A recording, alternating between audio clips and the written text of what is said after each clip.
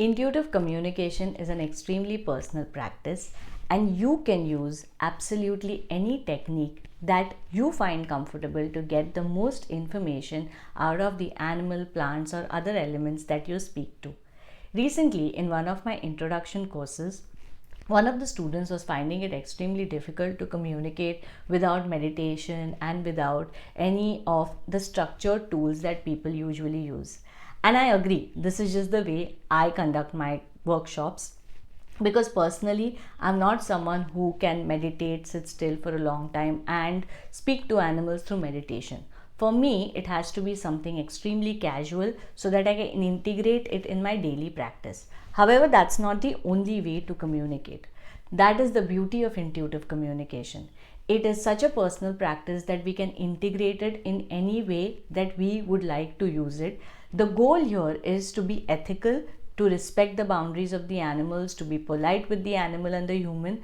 And then, if we are following these things, then no matter what modality you use or how you communicate, it absolutely does not make a difference as long as you are getting the information that you wish to know from the animal. So, if you're someone like me who does not like to follow a lot of steps, you can just simply start speaking with the animal by setting an intention of whom you wish to speak to and let it flow very easily. Let it be a free flow of energy, of information, and make sure that you make a note of the first thing that comes to you. However, if you're someone like my student who likes to have a big nice structure to your communication, you can definitely use any of the meditative tools or grounding tools to help you communicate. You can set an intention to speak to the animal and go into a meditative state, go into a trance, imagine the animal coming to you, and then in that state you can have a conversation with the animal as well. Or if you are someone who likes to use the golden cord technique, you can use the golden cord technique as well for communication. If you don't know what the golden cord technique is, I will link the video with this video so that you go through it. In that particular older video, I have shared how to use the golden cord technique in case of missing animals, provided they wish to return.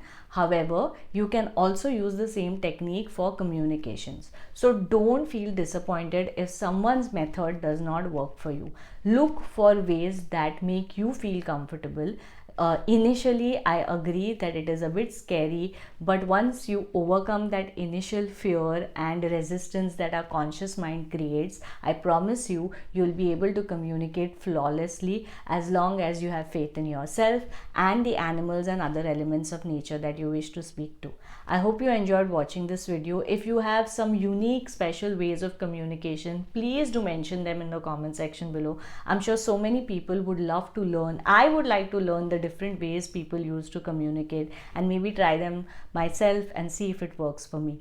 But remember that there are many ways to communicate. So if something doesn't work for you, it just means that it's not meant for you. You just focus on the things that are working for you. And even if you find one way that works for you, just stick to that. You don't need to know everything. You don't need to do everything. You just need to find that one way that works for you to help you connect better with nature and animals around you.